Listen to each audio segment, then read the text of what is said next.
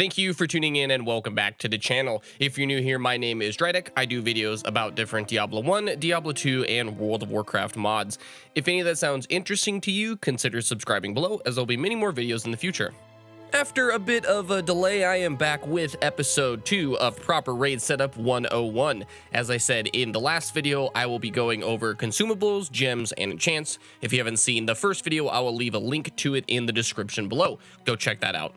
To start this video off, let's go into the consumables you should consider bringing to your raids to improve your performance and help push your raid group into harder and harder content. Let's start off with the food. I will list out all the relevant stat boosting foods here, then give my recommendations on what to use for your role in the raid. Feel free to pause the video here to review all the foods to make your decision on what to look out for. Spicy crawdad, roasted cleft hoof, grilled mudfish, spicy hot talbuck, ravager dogs, skullfish soup, poached bluefish, and golden fish sticks. My recommendations for food buffs are as follows. For any stat stacking builds, DPS, tank, or healers, look to use the appropriate stat increasing food. While using kings and planning your build around stacking that stat as high as possible, this food is a great addition to your character. For builds that need a little more utility-based food, skullfish soup and spicy hot talbuck are the ones to look for. A well-tuned character can use these foods to finish capping out their hit rating or reaching their ideal crit breakpoints in raids. Moving on to flasks. Again, I will list out all the relevant flasks available in TBC. Feel free to pause here to see which one suits you best.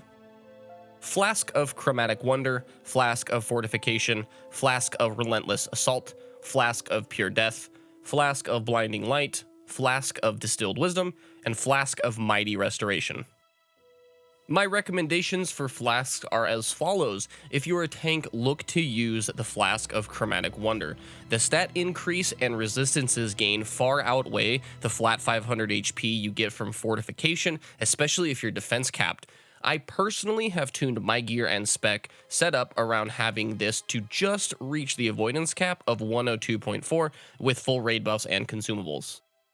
For DPS and healers, depending on your spec, choose the one that increases your output the most. These are fairly straightforward, I would imagine, and in an effort to keep this video short, I will not be going over every single spec that can use every single flask. There's one point I want to touch on before moving along. Certain builds can gain a small margin of performance using battle and guardian elixirs over the flasks, but honestly my recommendation is to just stick with flasks, especially if you're new to raiding or stepping into heroics for the first time. This will make your life much easier and save you thousands of gold in the long run. Let's go over what I'm calling the try-hard section. Don't worry, I put myself in that category too. It's not a bad thing. This section are all the side buffs you can get in conjunction with everything listed before to gain just that little bit extra performance from your character. By no means are these required to progress, but if you're looking for something to add some extra spice to your own rating, this definitely is the section for you. There are a few foods you can use that stack with the well-fed buff. I will list out the relevant ones and feel free to use them at your leisure. Dried fruit and mushroom rations, storm chops, dragon breath chili, grilled squid, night fin soup, and runtum tuber surprise. For melee DPS and tanks, I highly suggest picking up both Storm Chops and Dragon Breath Chili because they can stack together and add quite a bit of output as far as threat and AoE damage. As far as I know, the old world quest buffs you can gain in Blasted Lands do work here in TBC, but the amount of time spent to obtain them honestly is not worth it in my opinion.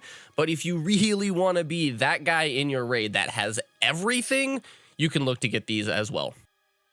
Socketing gems into your gear is fairly straightforward in Project Ascension. Since socket bonuses have been removed, look at your own build and decide what stat is the best, and then stack those gems as much as you can. The only consideration you need to make for gems is for the meta socket gem. Even though socket bonuses aren't in Project Ascension, the color requirements for those meta gems still need to be met. Regarding meta gems, I can't give you a direct suggestion for which one to use for your builds, but generally meta gems are worth 2 to 3 sockets worth of stats. They can be extremely powerful, so look to get a meta gem as soon as you can for all your builds. Gear enchanting can be quite extensive, and in an effort to try and keep this short, I will give you general guidelines to follow. I suggest starting with Twin Star TBC, looking at all the gear enchants, or install Atlas Loot and do some digging for yourself. For DPS, look to cap your hit/expertise rating through gear first, then if you need, enchant which pieces you can with those stats. Attack power, spell power, and raw stats are the best to put on gear for maximum output. For healers, depending on your build, look to increase healing power, mana per 5, or crit rating, as those will be your best increase to the overall output. Stat increases can also be a consideration, of course, depending on your spec. For tanks, at least capping your hit rating should be your highest priority, then look for stat increasing enchants like stamina, agility, or strength. Try to get some expertise as well, as this will increase your threat output dramatically. For all specs regarding legs, shoulder, and head enchants, look to find the combination of these that will increase your output the most. These are gained through reputation in Outlands and are made from tailors and leatherworkers. If budget is a consideration for both the enchanting and gemming process of gear, the way I consider which pieces to put the best quality stuff onto is if it's gear I plan on using for at least a month. If it's a side upgrade, consider using lesser enchants or gems to tide you over until you get the piece you really need or want. Then at that point, consider spending the extra gold to get those best in slot enchants and gems. That's going to be the end of episode 2 for Proper Raid Setup 101. Thank you again for watching this video. If you've made it this far, I want to personally thank you for taking time to watch this video. These do take a while to make, so if they are helping you or your team progress that much further, let me know down in the comments below. I really like to see the engagement from you guys, and I do read the comments very, very often. Thank you again for watching, guys. I hope you enjoy your night. Bye-bye.